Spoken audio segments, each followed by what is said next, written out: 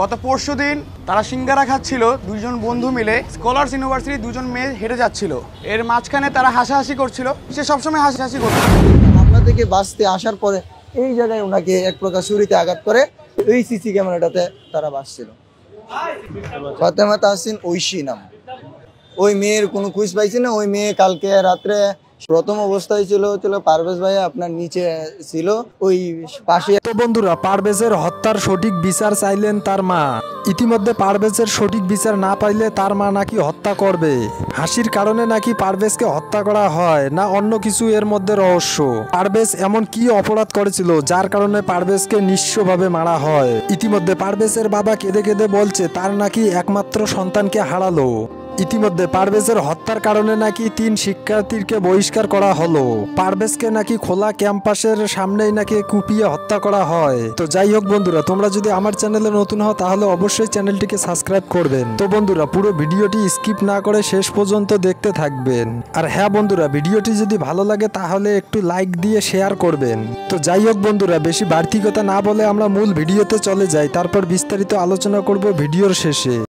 আল্লাহর কাছে আমি কইতাছি, আমার বাবারে যারা যন্ত্রণা দা মারছে আরো 3 গুণ যন্ত্রণা দেয়া, ফাঁসি দেয়া, তারা যে মাটির তলে আল্লাহ নেওয়া, আমার মন থেকে কইতেছে, আমার বুকটা ধাও ধাও করতেছে। আমার এই নিষ্পাপ শিশু কোনো অন্যায় করছি না, আমার অনেক বড় স্বপ্ন আছে, স্বপ্নটাই আমার ভেঙে দিল। মানে আমার বাবা কইতেছে, জাগো, আমার বাবার খুনি অতি তাড়াতাড়ি ধরায় আর সম্মুখে আমি চাই ফাঁসি মাটির তলে।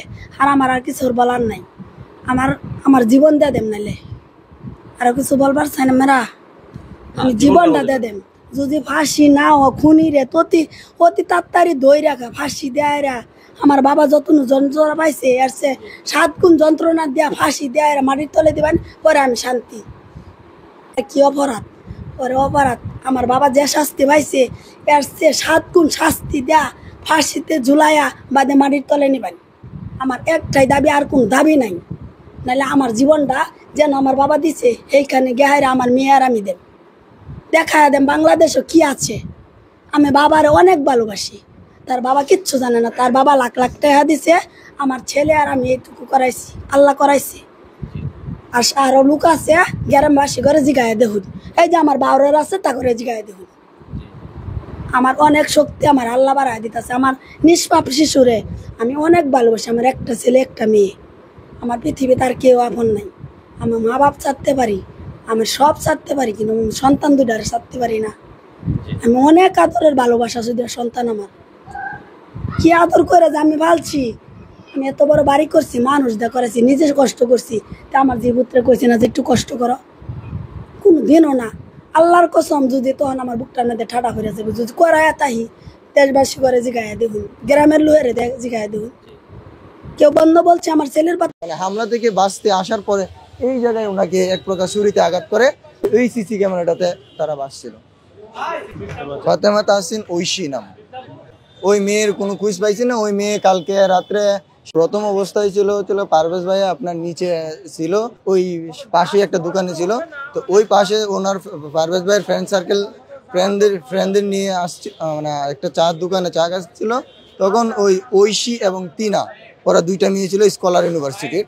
তো ওরা আসতেছিল ওই একই চায়ের দোকানে, আপনার ওদেরকে দেখে হাসছিল। হাসার পরে আপনার এই বিষয়টা ঐশী এবং তিনা ওরা আমাদের ইউনিভার্সিটির 3জন স্টুডেন্টকে ফোন দেয়া এই বিষয়টাকে ওইখানে আপনার তারা মনে করেন যে নিয়ে যাওয়ার পরে তারা এক প্রকার মানে হাতাহাতি বকাবকি করতেছে যে পারভেজ ভাইয়াকে যে তুই কেন আমাদের এই বিষয় নিয়ে করছিস, আমার বান্ধবীকে নিয়ে হাসাহাসি করছিস। এই বিষয়টা নিয়ে তারা তুচ্ছ ঘটনাটাকে আবার মনে করেন যে এই বিষয়টা স্যারেরাও জানছে, তৎক্ষণিক স্যারেরা ওইখানে যায় ঘটনাটা মিটমাট করেছে। তারা স্যারেরার সামনেও, আমাদের ডিপার্টমেন্টের স্যারেরার সামনেও তারা বকাবাজি করতেছে।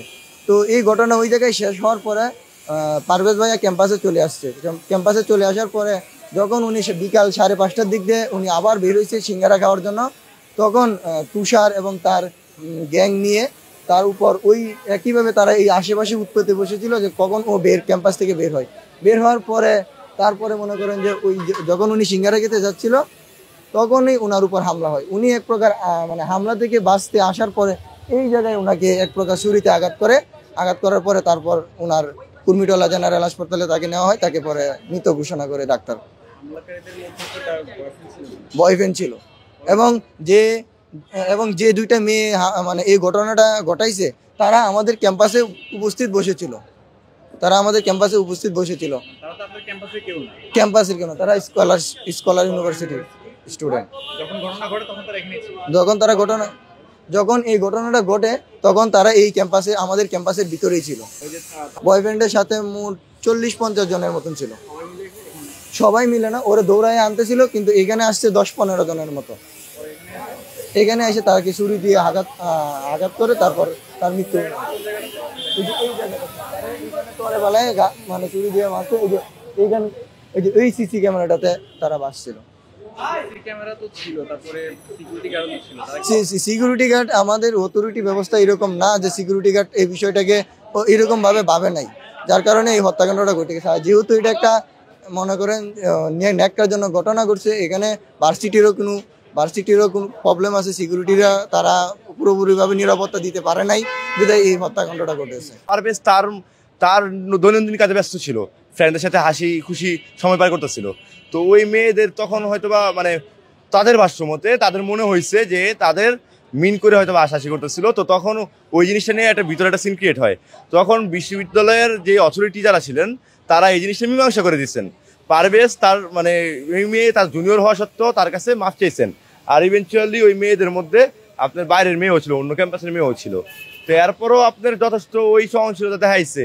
হ্যাঁ, তারপরও আপনার মনে করেন যে এই ক্যাম্পাস থেকে যখন বেরিয়েছে জাস্ট বিকজ অফ ইগো, আর আপনার মনে করেন যে তাদের কাছে মনে হয়েছে তারা পাওয়ারফুল কোনো একটা কিছু, তাদের কাছে ওই ব্যাকআপ আছে, ওই মানে ওই লবিং আছে, তারা ওই পাওয়ারটা তার শো করছে এখানে। মেয়ের কোনো খুঁজ পাইছে না। ওই মেয়ে কালকে রাত্রে সে তার ফেসবুকে সে মানে বিভিন্ন রকম অপপ্রচার চালাচ্ছে যে এই হত্যাকাণ্ডের সাথে তারা জড়িত না, তাদেরকে নাকি বাজে ইগনোর করা হয়েছে, তাদেরকে নাকি রাস্তায় হেনস্থা স্বীকার করা হয়েছে, তারা এই ধরনের বক্তব্য করতেছিল।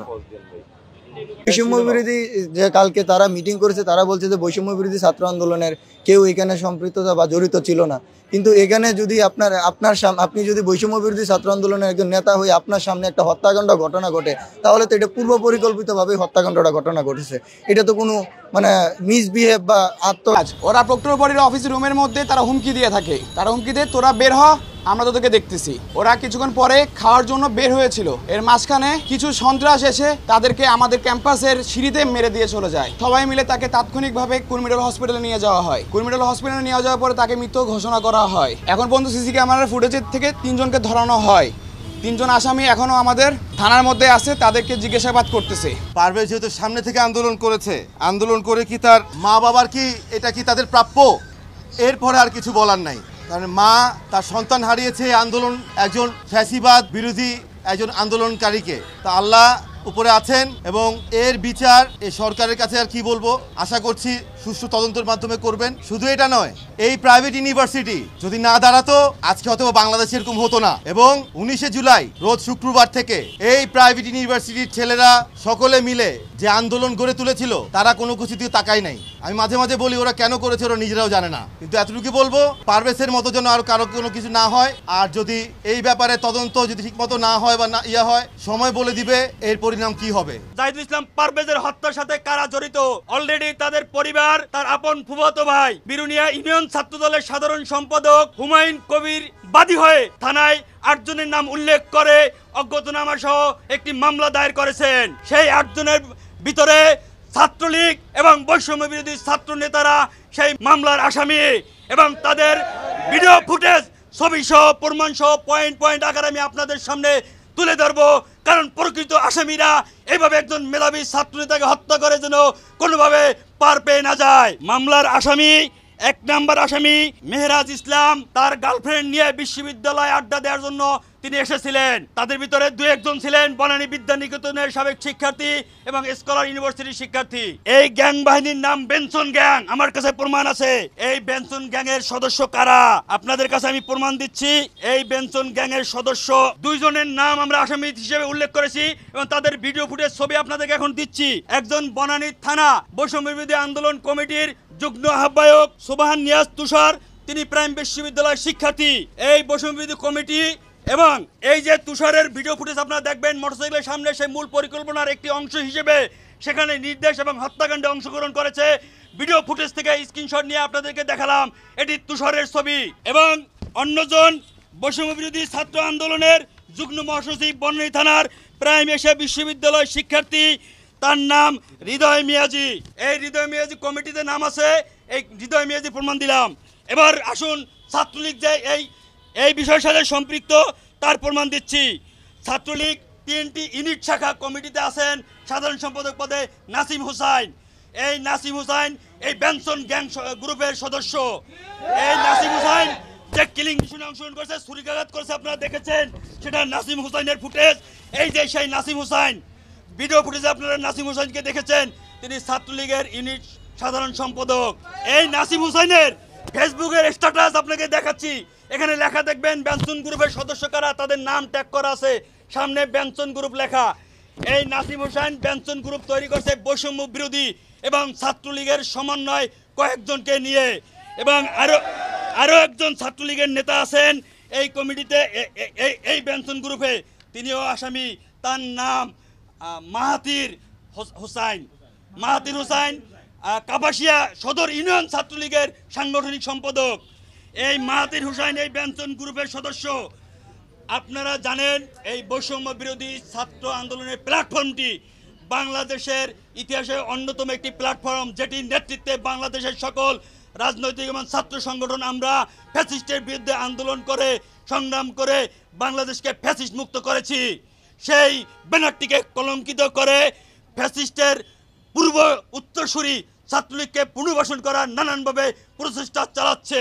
আমার বোঝার মতে বা আমার জানা মতে বৈষম্য বিরোধী ছাত্র আন্দোলন সংগঠনটি তৈরি হয়েছিল প্রায়, আমি যদি ভুল না করে থাকি, 27টি ছাত্র সংগঠনের সমন্বয়ে জুলাই আগস্টে খুনি স্বৈরাচারী ফ্যাসিস্ট হাসিনা বিরোধী আন্দোলনকে বেগবান করার জন্য এবং তার চূড়ান্ত পতনের লক্ষ্যে। এর পরবর্তীতে আমরা দেখেছি বিভিন্ন জায়গায় বৈষম্য বিরোধী ছাত্র আন্দোলনের নামে কমিটি করা হয়েছে। আমি শুধু আজকে এই যে বনানী থানার কমিটির যদি উদাহরণ দিতে চাই, এটা বৈষম্য বিরোধী ছাত্র আন্দোলন বনানী থানা কমিটি, এটা কি ধরনের কমিটি সেটা আমি আপনাদের কাছে প্রশ্ন রাখতে চাই। বনানী থানা কমিটি রয়েছে রাজনৈতিক দলগুলোর এবং তার অঙ্গ ও সহযোগী সংগঠনগুলোর। মানে বিপ্লব হয়ে যাওয়ার পর, হাসিনা পালিয়ে যাওয়ার পর কি কারণে এখন থানা ভিত্তিক কমিটি করা হচ্ছে, আমি এর আগেও অন্যান্য জায়গায়ও দেখেছি টার্মিনাল ভিত্তিক কমিটি করা হয়েছে, বিভিন্ন মার্কেট ভিত্তিক কমিটি করা হয়েছে। এবং আমরা বহু ভুরি উদাহরণ দিতে পারবো যে বৈষম্য বিরোধী ছাত্র আন্দোলন অথবা বৈষম্য বিরোধী এই শব্দটিকে ব্যবহার করে দেশব্যাপী বিভিন্ন জায়গায় চাঁদাবাজি, বিভিন্ন জায়গায় লুটপাট, বিভিন্ন জায়গায় দখলদারি, বিভিন্ন জায়গায় মার্কেটের ইজারা দখল সহ নানা ধরনের অপকর্ম করে অর্থনৈতিকভাবে একটি গোষ্ঠী তারা লাভবান হওয়ার চেষ্টা চালিয়ে যাচ্ছে। আজকে যে ঘটনাটি ঘটেছে এখানে স্পষ্টতই বোঝা যায় যে ছাত্রদলের উপরে একটি আক্রোশের বশে ছাত্রদলের মেধাবী ছাত্র তাকে এতক্ষণ ধরে পুরো ভিডিওটি দেখার জন্য আপনাদেরকে অসংখ্য ধন্যবাদ। তো বন্ধুরা, পুরো ভিডিওটি দেখে বুঝতেই পারলেন পারভেজ নাকি একটি মিডিল ফ্যামিলির একমাত্রই নাকি সন্তান। পারভেজকে নিয়ে তার বাবা নাকি খুবই স্বপ্ন দেখেছেন। ইতিমধ্যে নাকি পারভেজের বাবার কোনো স্বপ্ন নাকি পূরণ হলো না। পারভেজকে কুপিয়ে হত্যা করার কথাই শুনে নাকি পারভেজের বাবা নাকি অজ্ঞান হয়ে পড়লো। তো যাই হোক বন্ধুরা, পুরো ভিডিওটি দেখে আপনাদের মূল্যবান মতামত কি তা অবশ্যই কমেন্ট বক্সে জানাবেন। দেখা হবে নেক্সট ভিডিওতে। খোদা হাফেজ, সবাই ভালো থাকবেন, সুস্থ থাকবেন।